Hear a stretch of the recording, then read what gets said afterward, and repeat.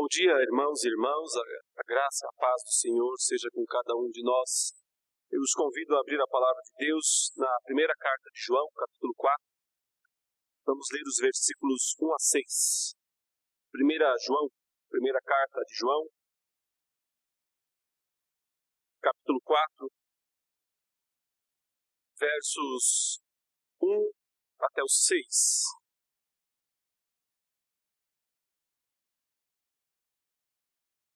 A palavra do Senhor diz assim: Amados, não deis crédito a qualquer espírito. Antes provai os espíritos se procedem de Deus. Porque muitos falsos profetas têm saído pelo mundo afora. Nisto reconheceis o Espírito de Deus. Todo o espírito que confessa que Jesus veio em carne é de Deus. E todo espírito que não confessa a Jesus não procede de Deus. Pelo contrário, este é o espírito do anticristo, a respeito do qual tendes ouvido que vem e presentemente já está no mundo. Filhinhos, vós sois de Deus, e tendes vencido os falsos profetas, porque maior é aquele que está em vós do que aquele que está no mundo. Eles procedem do mundo.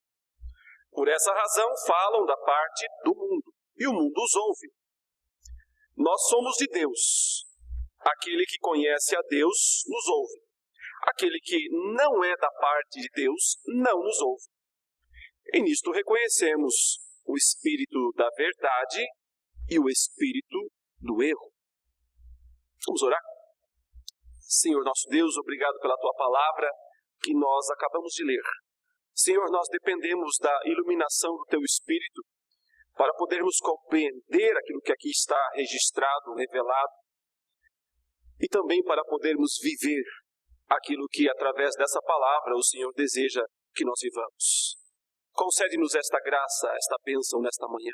Nós te pedimos em nome de Jesus. Amém. Irmãos, vejam o versículo 6, finzinho, diz: Nisto reconhecemos o espírito da verdade e o espírito do erro. E é sobre isso, então, que nós vamos meditar nesta manhã.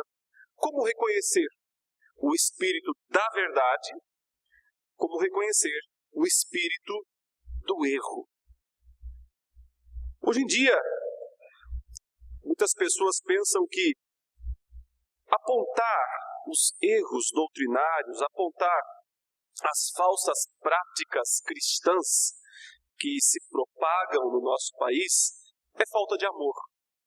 Frequentemente, quando alguém argumenta ou mostra os equívocos, os erros, muitas vezes grosseiros, praticados em nome de Jesus, ou em nome de Deus, ou em nome da igreja, logo surge um monte de pessoas dizendo: isso é falta de amor, não se deve criticar, não se deve apontar os defeitos dos outros, porque nós temos os nossos, e cada pessoa, antes de olhar para os defeitos dos outros, deve olhar primeiro para os seus. Isso é verdade, é claro. Ninguém deve apontar os defeitos dos outros sem primeiro estar consciente dos seus. Não se pode querer tirar, Jesus disse, o cisco do olho do irmão, sem perceber trave que está no seu próprio olho. Então, essa recomendação ela é importante, ela faz sentido. Nós temos que ter cuidado mesmo no modo como nós criticamos. Devemos evitar criticar pessoas, mas nós podemos criticar doutrinas, aquilo que é o ensino, aquilo que é a prática também. E isso não contradiz a atitude de amor, ao contrário, isso, na verdade, demonstra uma verdadeira prática de amor. Olhem para esta passagem que o apóstolo João escreveu. O apóstolo João é o apóstolo do amor.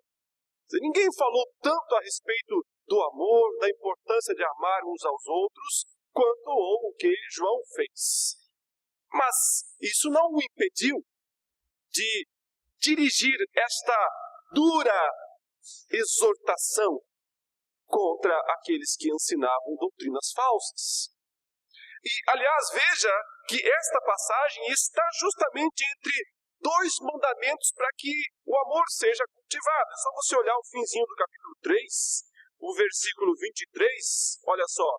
Ora, o seu mandamento é este, que creiamos em o nome de seu Filho Jesus Cristo e nos amemos uns aos outros, segundo o mandamento que nos ordenou. Então veja, aqui está um mandamento para que nos amemos uns aos outros.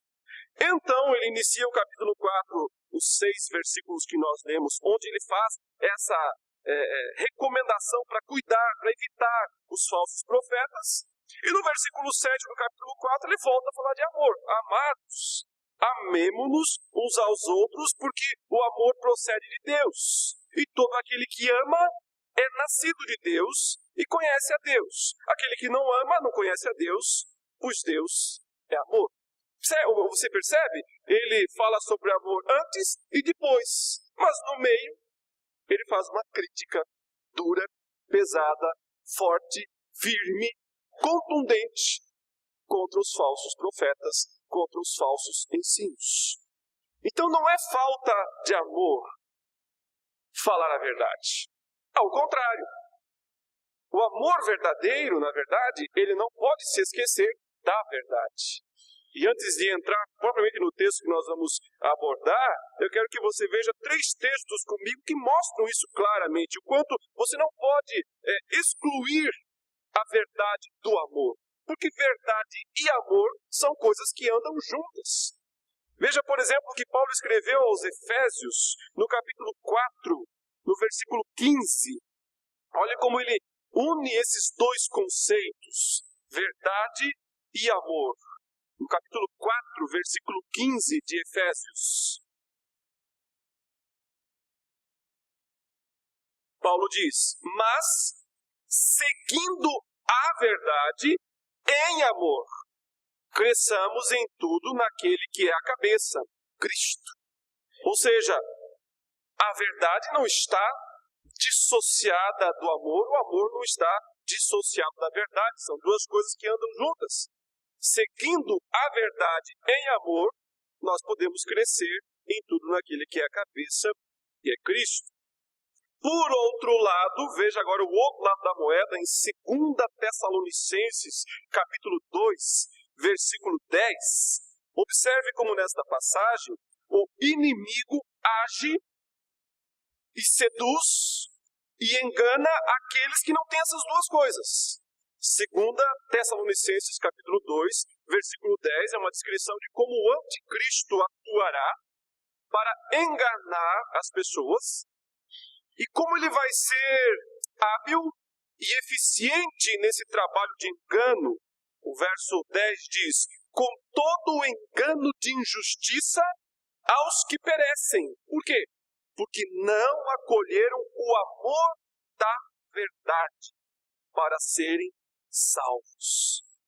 Ou seja, quem é que vai ser enganado pelo anticristo, segundo a afirmação de Paulo aqui aos Tessalonicenses? Aqueles que não acolheram o amor da verdade. Não é amor sozinho, somente, dissociado, porque senão será um amor mentiroso e, consequentemente, um amor falso, né? O amor da verdade. Verdade e amor são conceitos unidos no Novo Testamento. Nós não podemos defender um sem defender o outro. E assim, mais uma passagem para finalizar essa parte introdutória. Veja comigo 1 de Pedro, capítulo 1, versículo 22, como a conversão, a transformação da vida e do coração se expressa através desses 2 conceitos, verdade e amor. 1 Pedro, capítulo 1, versículo 22, diz assim, tendo purificado a vossa alma, pela vossa obediência à verdade, tendo em vista o amor fraternal, não fingido. Amai-vos de coração uns aos outros ardentemente.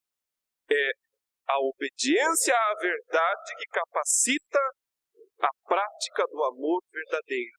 Não dá para ter o amor verdadeiro se ele é fundamentado em mentira, se ele é fundamentado em doutrinas falsas. Então, essas 2 coisas precisam estar juntas, o amor e a verdade. João, então, nos exorta a diferenciarmos, a identificarmos o espírito da verdade e o espírito do erro. Por que nós devemos fazer isso? Ele começa então dizendo, porque muitos falsos profetas têm saído pelo mundo fora. Né? É o versículo 1 aí do capítulo 4 da primeira carta de João. E ele diz, por esta razão, não sejam crédulos demais. Olha, amados, não deis crédito a qualquer espírito. Ou seja, não sejam crédulos demais. Uma coisa é ser crente, outra coisa é ser crédulo demais. É acreditar em tudo. Nem tudo que brilha é ouro. Nem apenas ou pelo fato de alguém dizer, pronunciar o nome de Deus, ou o nome de Cristo, ou abrir a palavra de Deus, significa que é de Deus, significa que é de Cristo, significa que é bíblico mesmo. Então ele diz, não sejam crédulos demais, não acreditem em qualquer espírito, porque a ideia aqui é o seguinte, a ideia de pregação, a ideia de mensagem. Espírito aqui é uma mensagem. Alguém está transmitindo essa mensagem, mas que espírito é que está transmitindo essa mensagem? Todo mundo, quem prega, quem anuncia, quem pronuncia qualquer mensagem, tem um espírito por trás. A pergunta é, qual? E aqui João diz, só tem dois. O espírito de Deus e o espírito do anticristo. Por um ou por outro, todo mundo fala. Ou fala pelo Espírito de Deus, ou fala pelo Espírito do Anticristo. Como reconhecer?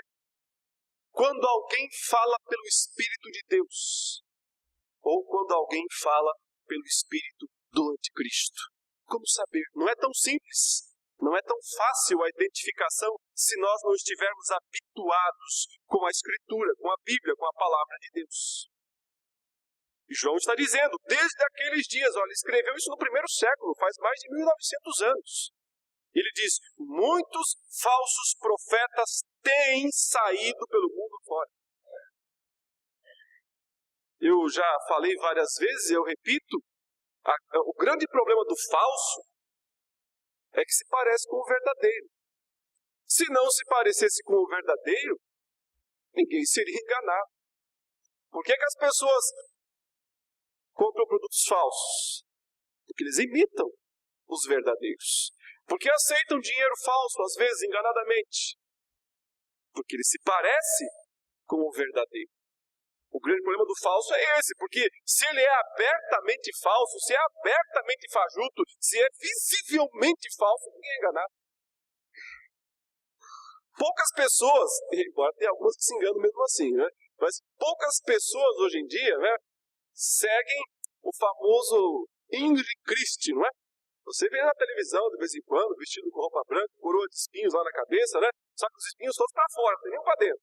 A coroa de espinhos do Henri Christie, né? As de Cristo tinham espinho para dentro, né? O dele não, só para fora. É mais uma coroa mesmo que espinhos. Poucas pessoas seguem ele. Por quê? Porque é claramente algo aberrante, falso, fajuto. Quer dizer, não é fácil. O sujeito tem que ser crédulo demais para se deixar enganar por ele, né? Tem gente que se deixa, mesmo assim. Ou seja, aquilo que é falso demais não produz apelo. Não engana tanto assim. O que é que engana? É aquilo que parece verdadeiro. É aquilo que, pelo menos, tem uma fachada, pelo menos tem uma aparência de verdade. Então, sim, isso é mais fácil de ser vendido. Um produto falso, mas muito parecido, muito cópia do verdadeiro, tem muito mais chances de ser aceito, de ser recebido. E esta é a questão. Muitos falsos profetas têm saído pelo mundo fora. E o problema é que eles, em boa medida, parecem verdadeiros. Mas como identificar o falso do verdadeiro? Como identificar o Espírito de Deus do Espírito do Anticristo? Como saber quando alguém fala, prega, anuncia pelo Espírito de Deus ou quando faz isso por causa do espírito do anticristo. Então, João aqui nos dá 2 testes, 2 critérios. Aplicando esses 2 testes, nós temos grande chance de termos sucesso na identificação do falso em relação ao verdadeiro. Esses 2 testes são os seguintes. Primeiro teste, observe aí que ele diz: nisto reconheceis o Espírito de Deus. Versículo 2. Nisto reconheceis o Espírito de Deus. Em quê? Todo espírito que confessa que Jesus Cristo veio em carne é de Deus. E todo espírito que não confessa a Jesus não procede de Deus. Pelo contrário, este é o espírito do anticristo, a respeito do qual tendes ouvido que vem e presentemente já está no mundo. Então, o teste é simples, ele diz. O teste é cristológico. Tem a ver com a pessoa de Cristo. Tem a ver com o correto entendimento da pessoa de Cristo. Aquele que tem e expressa um verdadeiro, um correto entendimento da pessoa de Cristo é de Deus. Aquele que não tem, não expressa um correto entendimento da pessoa de Cristo, não é de Deus. É do anticristo. O que ele diz aqui? O anticristo virá, né? A gente sabe disso. Mas o fato de que o anticristo não veio ainda, não se manifestou, não significa que o espírito dele já não esteja aqui. Então ele diz, o espírito do anticristo já está neste mundo. Já opera, já trabalha. Paulo fala isso também, né, na primeira carta. A segunda carta de Tessalonicenses, capítulo 2, diz, o mistério da iniquidade já opera. Já está em ação neste mundo. Desde o primeiro século, faz 19 séculos, que o mistério da iniquidade, que o espírito do anticristo está em ação no mundo, enganando, ludibriando, desvirtuando, afastando do verdadeiro evangelho. Quando o anticristo, ele mesmo, em pessoa, vir, o mundo estará pronto para ele, porque o espírito dele já trabalhou, já agiu, já fez o que precisava neste mundo. Mas veja o teste então, vamos olhar com mais detalhes esse teste. Ele diz, todo aquele que confessa que Jesus veio em carne é de Deus. E aquele que não confessa isso, portanto, é do anticristo. Será que isso aqui então é uma espécie de uma frase mágica? Será que essa é a ideia?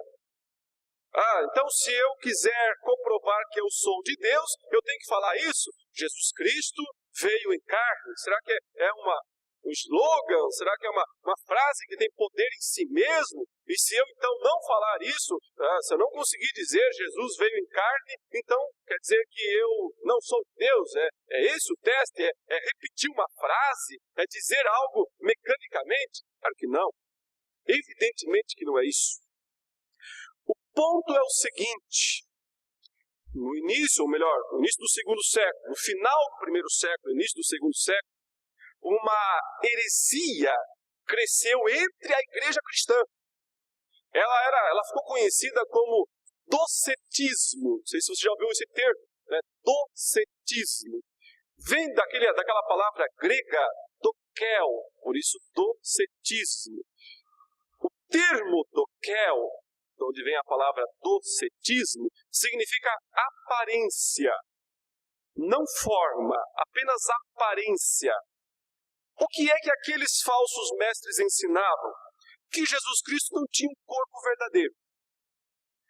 Que Jesus Cristo, por ser Deus, ele não havia se encarnado de fato. Ele havia apenas assumido uma aparência de homem. Mas, se você pudesse se aproximar de Jesus Cristo lá no primeiro século, lá na Galileia ou lá na Judeia, onde ele estivesse, e fosse cumprimentá-lo, boa tarde, Jesus, posso dar a mão? Você ia apertar e não ia encontrar nada. Você ia apertar o vazio.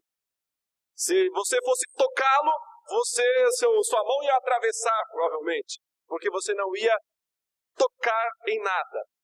Eles negavam que Jesus tivesse corpo. E por que eles negavam que Jesus tivesse corpo?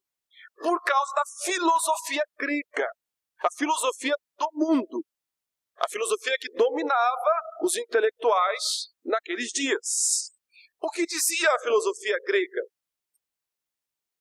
Basicamente, a partir do pré-gnosticismo, que vai ser mais forte no terceiro século, que também é influenciado pela filosofia, por parte da filosofia grega, eles diziam: o espírito é bom, mas a matéria é má.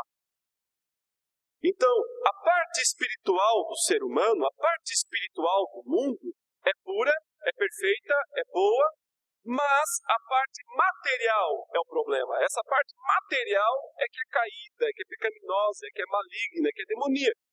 A parte espiritual é santa, é perfeita, é divina. A parte material é decaída, é imperfeita, é demoníaca. Basicamente isso. Então eles pensavam, bom, então Jesus não podia ter um corpo, né? Porque se ele tivesse um corpo, significava que ele não seria inteiramente bom, inteiramente puro, inteiramente perfeito, inteiramente divino. Logo, eles criaram essa explicação dizendo: Jesus não tinha carne. Jesus era apenas um espírito que assumiu uma aparência humana para poder ser visto, para poder se comunicar com as pessoas. Talvez você pense assim, bom, então, essa doutrina praticamente mais ninguém defende hoje em dia. Raramente alguém vai defender isso. Então, ninguém mais corre o risco, mas não é esse o ponto. O ponto aqui é que há uma interpretação errada a respeito da pessoa de Jesus. O ponto é que, por outro lado, então, existe uma interpretação correta da pessoa de Jesus. Então, o teste da verdadeira ou do espírito da verdade tem a ver com a compreensão correta de quem é Jesus Cristo. A compreensão correta de o que ele foi, o que ele é, o que ele fez. Se nós não entendemos isso com precisão, e aí a importância do estudo, a importância de investigar a Escritura, se nós não compreendemos estas coisas, nós estamos namorando com o espírito do anticristo. Esse é o ponto. Se para nós não faz a mínima diferença se Jesus era homem ou Deus, se o que ele fez ou deixou de fazer, se nós estamos só interessados em experiências, em sensações ou em bênçãos para nós mesmos, se não estamos nem aí para entender quem foi e o que fez, quem é Jesus Cristo, isso então significa que nós estamos namorando com o espírito do anticristo. Porque o interesse do anticristo é obscurecer a pessoa de Cristo. Por sua vez, o interesse do Espírito Santo, qual é? Iluminar a pessoa de Cristo. Em João, capítulo 14, capítulo 16, várias vezes Jesus disse assim: quando o Espírito Santo vier, o Espírito da verdade, ou seja, depois do Pentecostes, quando ele vier, ele vai ensinar a vocês, meus discípulos, os apóstolos, quem eu sou. Ele vai contar para vocês, ele vai lembrar a vocês as coisas que eu fiz. Ele vai ensinar para vocês, ele vai mostrar o significado de todas essas coisas. Isso é verdade porque os apóstolos, na verdade, só têm uma compreensão clara de quem era Jesus Cristo, o que ele fez, a necessidade da sua morte, a necessidade da sua ressurreição, depois que o Espírito Santo veio. Antes disso, eles não compreendiam. Mas quando o Espírito Santo veio sobre eles no dia de Pentecostes, então eles compreenderam quem era Jesus. Então Pedro se levanta e prega um sermão espetacular no dia de Pentecostes. Ele diz: Jesus que veio agora foi aquele que foi profetizado por Davi, profetizado por Isaías, profetizado em todo o Antigo Testamento. Ou seja, o entendimento de Pedro se abriu no dia de Pentecostes e ele entendeu quem era Jesus. Ele já tinha dado uma amostra disso antes, mas só uma amostra, quando o próprio Jesus perguntou para os seus discípulos: quem dizem por aí que eu sou, né? Quem é o Filho do Homem? Uns dizem que é Jeremias, que é João Batista, Elias, outros profetas. E vocês? Ele pergunta: quem vocês dizem que eu sou? Aí Pedro falou: tu és o Cristo, o Filho do Deus vivo. Aí Jesus disse: bem-aventurado, Simão, filho de João, porque não foi você quem entendeu isso, mas o meu Pai, quem te deu essa compreensão, quem te mostrou isso. Ou seja, a compreensão de quem é Jesus é algo sobrenatural, é algo que vem do Espírito de Deus. O Espírito de Deus está interessado que nós entendamos, que nós compreendamos quem é Jesus Cristo. A maioria dos cristãos não faz a mínima ideia sobre as naturezas de Cristo, humana, divina. Esse é assunto de teologia, esse é assunto para os teólogos, isso não tem nada a ver com a gente. Esse é o espírito do anticristo. É isso que o anticristo quer. Que as pessoas não saibam, não conheçam, não compreendam quem é Jesus Cristo. Porque se elas não souberem, não entenderem, não compreenderem, elas estão preparadas para aceitar as mentiras dele. As heresias dele. Então é preciso compreender com profundidade a pessoa de Jesus Cristo, aquilo que a Bíblia revela para nós. Precisamos entender o que a Bíblia fala sobre seu nascimento virginal, isso é uma coisa importantíssima. Precisamos entender o que a Bíblia fala sobre a união das duas naturezas na pessoa de Cristo. Como que ele pode ser humano e divino ao mesmo tempo. Como que convive na pessoa de Jesus Cristo essas duas naturezas. Ele não tem duas personalidades. Ele é apenas uma personalidade. E, no entanto, tem as duas naturezas. Essas duas naturezas não se misturaram. Ou seja, Deus não deificou o homem. O homem não divinizou, né? não ficou divinizado. Mas também o homem não humanizou Deus. Deus permanece Deus, o homem permanece homem. Isso é importante por quê? Porque é a base da redenção. Se não fosse assim, não adiantaria nada ele morrer na cruz. Se não fosse assim, seu sacrifício na cruz não salvaria ninguém. Não teria valor eterno, não teria valor infinito. Se não fosse assim, ele não poderia morrer em nosso lugar. Ele não poderia nos redimir. Ele não poderia aplicar em nós aquilo que ele mesmo conquistou na cruz do Calvário. Percebe? Quando eles diziam no segundo século, ou já no final do primeiro século, Jesus não veio em carne, eles estavam dizendo, não existe redenção, não existe expiação, não existe salvação. Aí a gravidade do assunto, a importância do assunto para nós. O verdadeiro, o primeiro teste para definir o espírito da verdade do espírito do erro é o quê? A compreensão da pessoa de Cristo. O entendimento de quem é Jesus. Jesus é a pedra angular, é a pedra de esquina. Quem tropeça nessa doutrina, tropeça em tudo. Quem não entende claramente o que Jesus é, o que Jesus fez, não tem como dizer que fala pelo Espírito de Deus. Todos aqueles que hoje em dia, por algum motivo, em sua mensagem, em sua pregação, enfraquecem a pessoa de Cristo, seja por acrescentar exigências legalistas para a salvação, seja por acrescentar costumes, rituais, místicos, tropeça na pessoa de Cristo. Está de alguma maneira enfraquecendo o significado da obra de Cristo. E quem enfraquece o significado da obra de Cristo, a suficiência de Cristo para a nossa salvação, ou a centralidade de Cristo para a vida cristã, ou a centralidade de Cristo para o culto cristão, está cedendo ao espírito do anticristo. Porque o desejo do anticristo é diminuir a pessoa de Cristo. Um dia, João diz, o anticristo virá. Mas ele já está aqui, através do Espírito dele. Atuando. Propagando doutrinas pseudo-cristãs. Enfraquecendo a centralidade de Cristo. Sua suficiência e seu significado. Portanto, meus irmãos, o primeiro teste é esse. Quem é Jesus Cristo? O que ele fez? O que ele é. É assim que nós reconhecemos o espírito da verdade e o espírito do erro.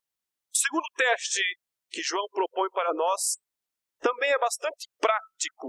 Observe a partir do versículo 4, ele diz: Filhinhos, vós sois de Deus, e tendes vencido os falsos profetas. Porque maior é aquele que está em vós do que aquele que está no mundo. Eles procedem do mundo. Por esta razão, falam da parte do mundo. E o mundo os ouve. Nós somos de Deus. Aquele que conhece a Deus nos ouve. Aquele que não é da parte de Deus não nos ouve.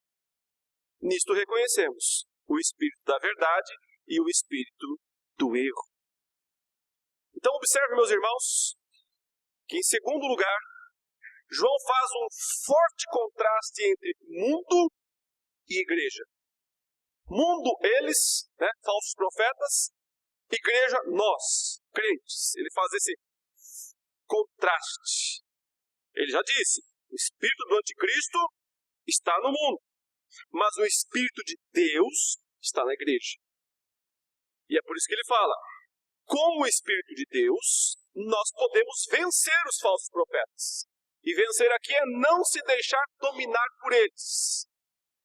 É não se deixar enganar, ludibriar por eles. E por que é que nós podemos vencer os falsos profetas? Porque maior é o que está em nós do que o que está no mundo. O que significa isso? Maior é o Espírito de Deus que está em nós do que o Espírito do Anticristo que está no mundo. Os dois Espíritos estão aqui, esta é a ideia. Mas o Espírito de Deus está na igreja. O Espírito do Anticristo está no mundo. Quem é maior? O Espírito de Deus, é claro, é óbvio. E aí está a esperança da nossa vitória. Porque é que nós podemos esperar vencer os falsos profetas. Podemos esperar triunfar na batalha contra eles. De não sermos enganados por eles. Porque nós temos aquele que é maior. Aquele que é mais persuasivo. Aquele que é mais contundente. Porque é verdadeiro. O Espírito Santo. Ele está em nós. Então, nós temos aquele que é maior do que o que está no mundo. Que é o Espírito do Anticristo. Mas observe, ele diz, falsos mestres, o que eles são no fundo? No fundo, o que eles são? Eles são mundanos. Eles procedem do mundo, onde está o Espírito do Anticristo. E por isso eles atraem os mundanos.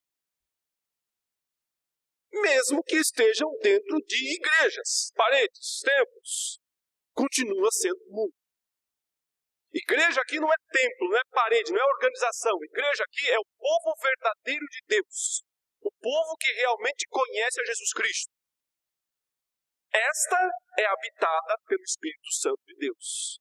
Mundo é quem não conhece, é quem não tem o verdadeiro Espírito de Deus. Pode estar dentro de um templo, pode estar dentro de uma religião, mas é mundo de qualquer maneira. Por que é mundo?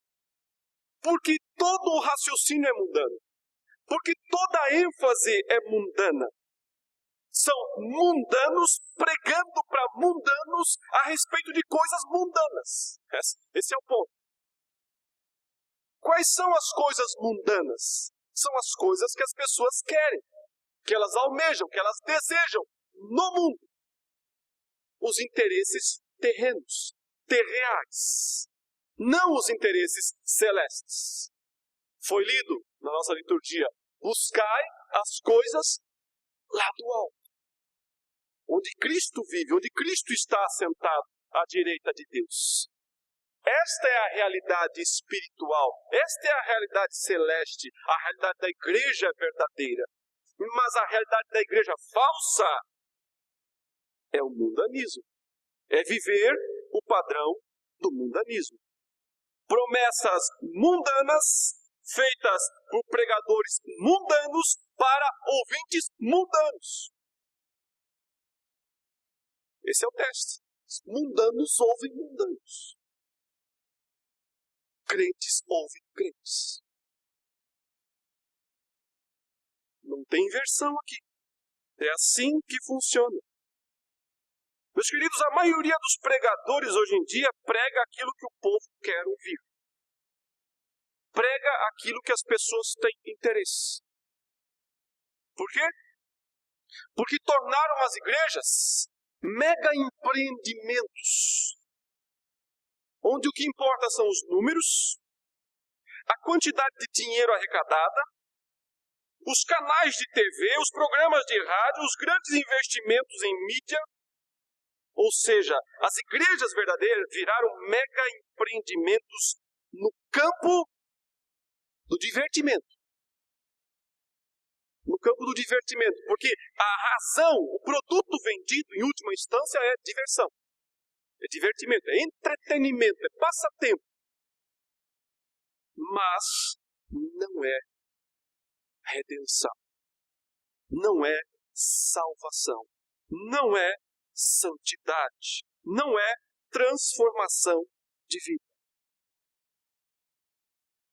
Mundanos ouvem mundanos. Crentes ouvem crentes. João está dizendo isso. E esse é o texto. É assim que nós sabemos.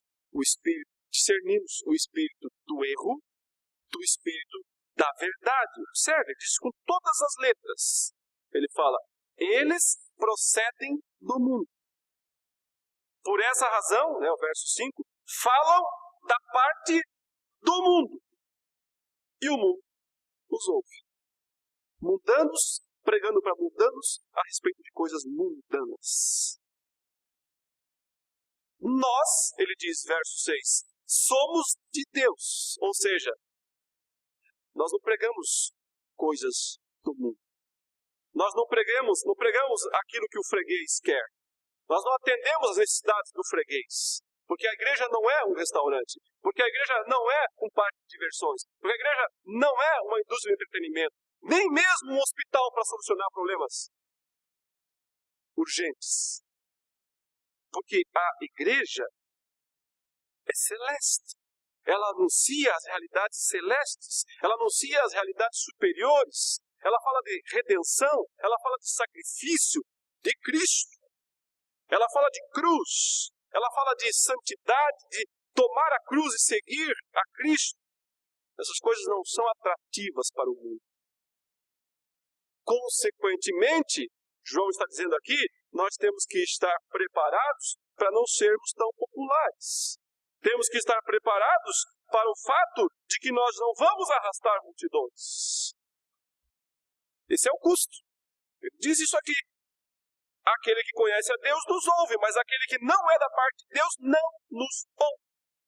Então, nós não vamos alcançar o mundo nesse sentido. Porque nós não temos a mensagem que o mundo quer. Nós não conseguiremos alcançar o mundo nessa forma. Porque nós não compartilhamos do espírito do anticristo. Esse é o custo a ser pago. Mas, por outro lado, veja a vantagem. Veja a grande vantagem. Ele diz, nós somos de Deus, aquele que conhece a Deus nos ouve. Ou seja, não ficaremos sem audiência. Nunca ficaremos sem audiência. Porque Deus tem os seus. Porque Deus tem os dele. Os que realmente conhecem a Deus, ele diz, João fala, nos ouve. É muito melhor ter esses poucos ouvindo do que ter aqueles muitos que não nos ouvem. Que na verdade querem ouvir suas próprias concepções sendo proferidas pelos pregadores. Assim, meus irmãos, há um custo, mas há uma bênção. O custo é, não alcançaremos o mundo. A bênção é, alcançaremos aqueles que Deus trouxer. Concluindo então, correta compreensão doutrinária é algo importantíssimo, segundo esta passagem. Não é algo descartável. O Espírito de Deus quer nos levar à compreensão da pessoa de Cristo, a compreender quem é o nosso Salvador, mais e mais e mais. Um dia Paulo disse aos Filipenses, capítulo 3, que essa era a sua meta. O que é o desejo? Qual é o meu objetivo? Conhecer mais Cristo. Conhecer mais a Jesus. É tudo que eu quero, é tudo que eu almejo. Não há meta maior para um crente do que querer conhecer mais quem é seu Salvador, quem é aquele que deu o sangue por ele. Aprendemos também que a prática do amor não desconsidera a verdade. Ao contrário, um amor que não se importa com a verdade é, no fundo, um sentimentalismo vazio, barato, uma imitação pobre, falsa, do verdadeiro amor que honra a verdade. Verdade não exclui amor. Amor não exclui verdade. As duas coisas andam juntas. Aprendemos ainda, meus irmãos, que Cristo tem que ser o centro, o único centro da nossa vida, do culto, da pregação, de tudo que nós fazemos em nome dele, sempre refletindo um entendimento correto da pessoa dele, de quem ele é, do que ele fez, do que ele está fazendo exatamente agora. Quem não se contenta, ou quem se contenta com superficialidade, quem se contenta com não conhecer a fundo a pessoa de Cristo, está namorando o espírito do anticristo. Nós não devemos estar preocupados em agradar o mundo, em atrair o mundo. Simplesmente, que isso é impossível. João diz aqui, não tem como fazer isso. Nós temos que estar preocupados em pregar a verdade, crendo que o Senhor trará aqueles que são seus. E não ficaremos sem resultados nesse sentido, porque Deus trará aqueles que são seus. Porém, e eu finalizo com isso, não podemos perder o amor. Não podemos exaltar tanto a verdade ao ponto de nos esquecermos que é o amor quem valida a nossa pregação perante o mundo. Muitos cristãos ficam tão enfurecidos com os falsos ensinos que brigam contra eles com ódio carnal. Nesse ponto, estão no mesmo nível. Nós temos que lembrar do ensino bíblico. Verdade e amor andam juntos. Vamos orar?